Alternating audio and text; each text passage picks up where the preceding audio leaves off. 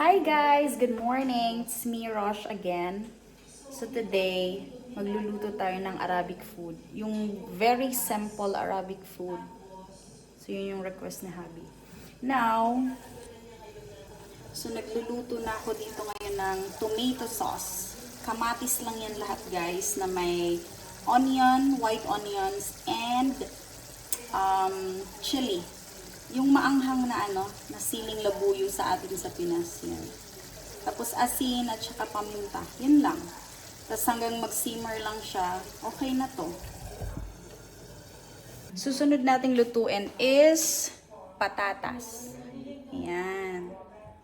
Itong patatas, simple lang din. Kasi lalagyan lang natin siya ng, ipa-fry lang natin siya konti. Tapos pag medyo soft na siya, saka natin lalagyan ng asin, paminta, and egg. So, yun lang. So, ayan guys. Magpapainit muna tayo ng pan. And then, lagyan natin ng mantika maya-maya. So, lagyan na natin siya ng mantika, guys.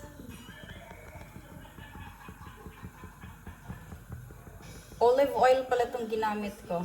Kasi, ayaw ni Habi ng regular cooking oil pag nagluluto. Kasi sabi niya, pang prito lang daw yun. So, olive oil yung ginagamit namin pag luto talaga, yung hindi prito-prito. Okay, now we're gonna pour in our patata. Saglit lang. Okay. Sana nakikita niyo ako, no? Lagyan natin dyan.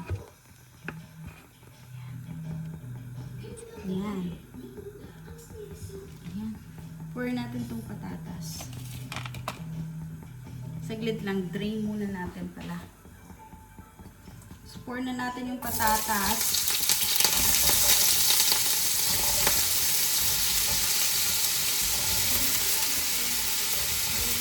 Para lang tayo nagpiprito ng regular patatas. Then, pagka soft na siya, saka natin lalagyan ng paminta at asin. Haluin natin. Pagka medyo brownish na siya, dyan na natin ilalagay ang egg. So, yun lang yung simpleng Arabic na pagkain nila every morning. Actually, brunch sila kumakain eh. Mga 10 or 11. Ako kasi, nagpa-fasting ako ngayon. So, I need to finish my fast. Cover muna natin. Siguro mga 5 to 10 minutes sa mahinang apoy. Ayan. So, see you mamaya. By the way, guys, nakalimutan ko, we need to stir occasionally para hindi lang siya masunog every after 2 minutes. Stir lang natin.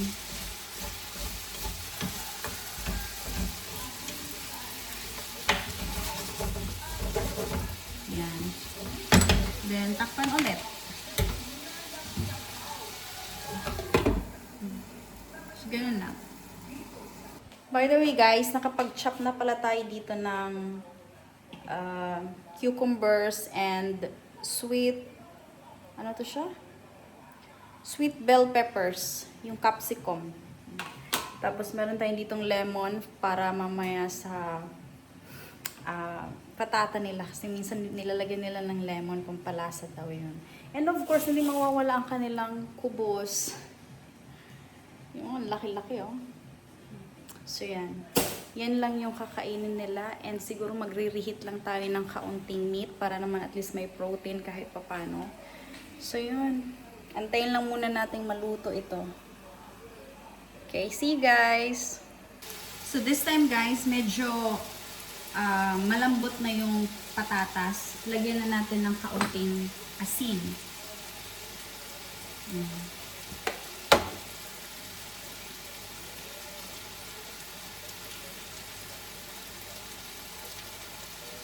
Pinch-pinch lang.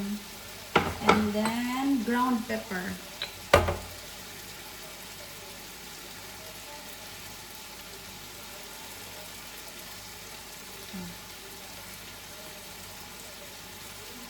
Para na rin to sa worker. Kasi may worker tayo today.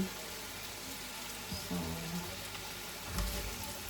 haluin lang natin.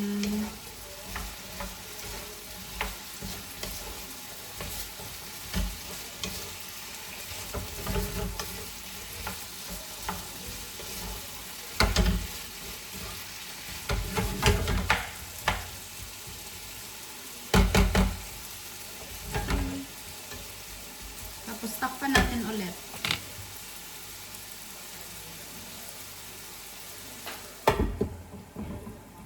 Balikan natin mamaya pagka okay na siya.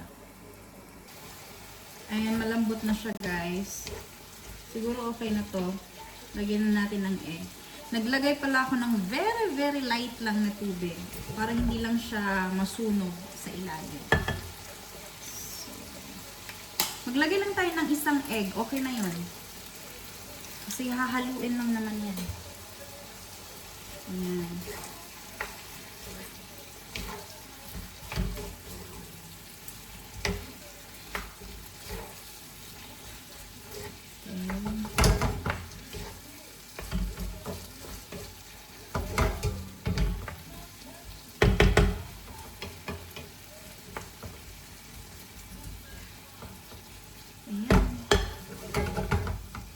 Tapos, takpan lang natin para maluto lang yung egg. Then after, okay na siya. Ganun lang siya kadali lutuin. Patata with egg. Yan. See you later! Kamusta pala kayo ngayon guys? Kamusta yung Ramadan nyo, yung Eid nyo? By the way, nasa Jordan pala ako. Sa mga nasa Jordan, hi! Ingat po tayo kababayan, lalo na sa nangyayari ngayon sa ating karatig bansa, neighboring countries. Naglalagay pala ako ng olive oil. I mean, olive na seeds, fruit, para mamaya sa kanila. Para naman merong kaunting pait ng konti. Ayan. Gusto nila to mga Arabo. Ako hindi ako kumakain nito eh. Pero ewan ko, pagka sa pizza, kumakain naman ako. Pero pagka ganitong fresh, ang pait. Eh, mahilig naman ako sa ampalaya. Arte, no? Ayan. So, okay na to. Inaantay ko lang yung ating patata na maluto. And we're ready to go. Ayan. So, malapit na maluto ang ating patata. Ayan. So, off lang muna natin yung apoy. Kasi, i-reheat pa naman natin ito mamaya. Kasi mamaya pa yun sila kain. So, at least, ready na siya. Ayan. Pati yung ating tomato sauce. Tomato sauce! Napaka-simple lang ng kinakain nila. But healthy. Diba? Yan. Kaya lang buhay. So, lagay lang natin tong olive dito. Ayan. So, okay na yan siya. Ready na. So, yun lang. Yun lang ang ating update today. Luto-luto lang. Nang hindi naman masyadong madami. Kasi si husband lang naman at saka isang worker ang kakain. Good thing we have one worker only. Kasi hindi pa naman namumunga ang ating mga halaman, ang ating mga prutas sa farm. So, isang worker lang, may inaayos lang. Gumagawa lang sila ng door para sa ating mga sheeps, no? Pag nag-milk sila, kasi sabi ng husband ko, lagi daw nagko-complain yung kapatid niya kasi yun ang kumbaga nagmamanage sa milking. Laging tumatakbo. So, ginawa nila ng parang room, no? Na doon nila ilalagay lahat ng mga nanay na sheep na may mga gatas Tapos, doon sila magmi-milk. Tapos, isa-isa palalabasin kapag katapos na. So, in that way, mas mabilis. Hindi masyadong tatakbo-takbo yung mga inahin. No? So, yun lang.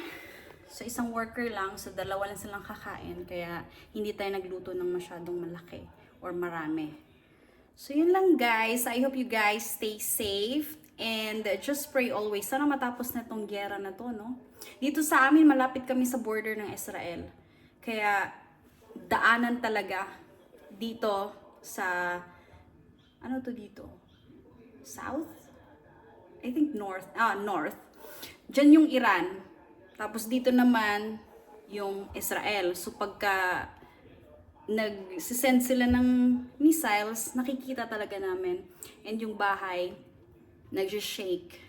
So yung palaging nararamdaman namin dito sa valley. Nasa Jordan Valley kami. Part of our bed. No? So yun lang. Sana lahat safe. And wag lang tayong mawalan ng pag-asa. Matatapos din tong gulong to. Sana lang. No? Sana lang. Kasi ang dami nang namamatay, guys. So, yun. Keep on praying and just be safe. I love you guys. Mwah. Thank you.